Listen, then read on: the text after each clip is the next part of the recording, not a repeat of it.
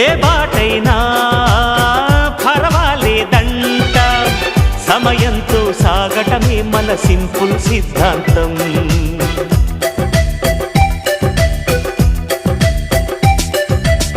చిరుగాలికి పరిమళమిచ్చే సిరిమల్లెల వనమై ఉందాం, గగనాన్ని నేలను కలిపే హరివిల్లుల బంతెన అవుదాం. ఆనందం అంటే అర్థం మనమందా, ప్రతి పూట పాటై సాగే హుషారు సరిగమలో. ఎన్నో ఎన్నో రాగాలుండే సంగీతం కాదా, చల్లకి నవ్వుల కేరింత.